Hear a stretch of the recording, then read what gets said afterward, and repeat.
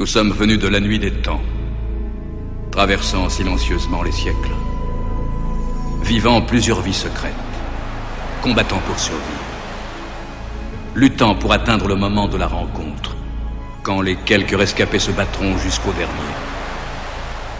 Personne n'a jamais su que nous étions parmi vous, jusqu'à maintenant.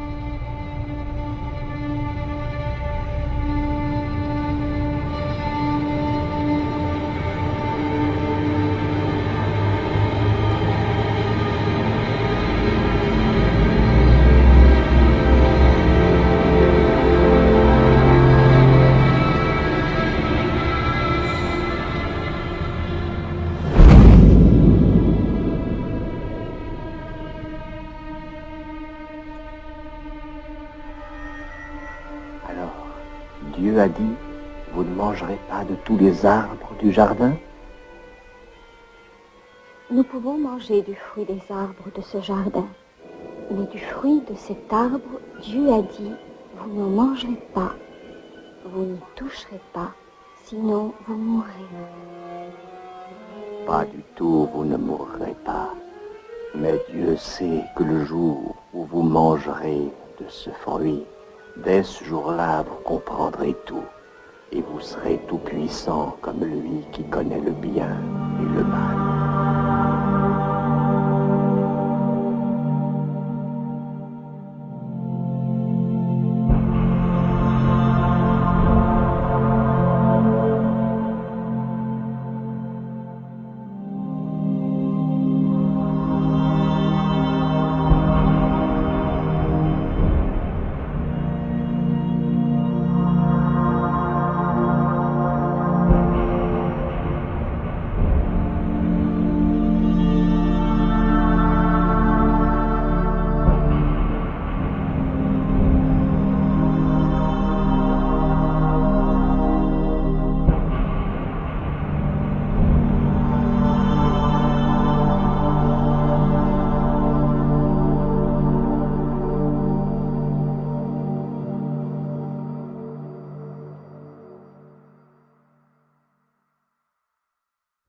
In this program, we're going to deal in verifiable facts, something that cannot readily be found in most aspects of most religious beliefs.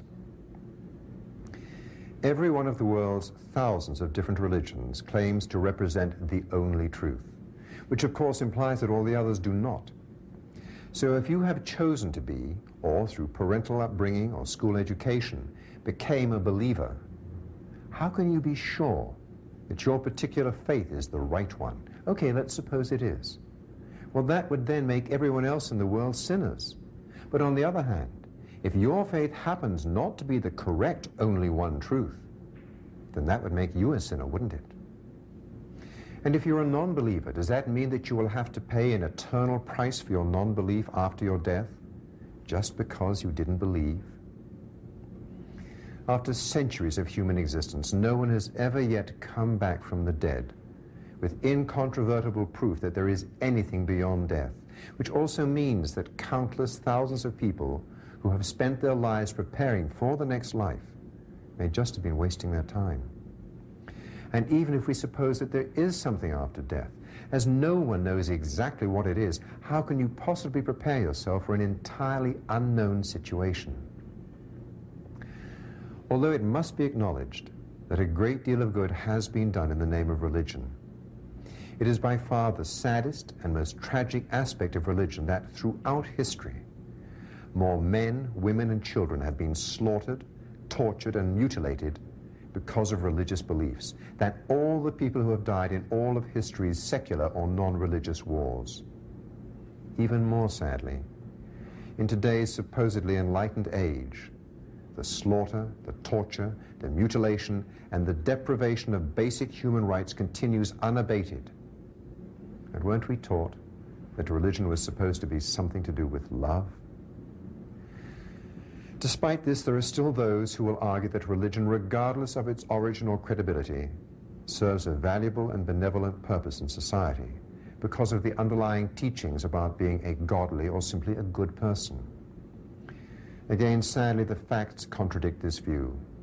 As in most countries where religion is widely practiced, there are more social problems and more crime than in many other countries where the practice of religion is less common. So the equation that being religious equals being a godly or good person is a long way from being universally true. And by studying the facts of history, we will find that it has never worked this way. Of course, one must acknowledge that, as with any rule, there are exceptions. But the godly or good persons are distinctly in the minority compared to all the evil that has been committed and continues to be committed, all in the name of religion and God.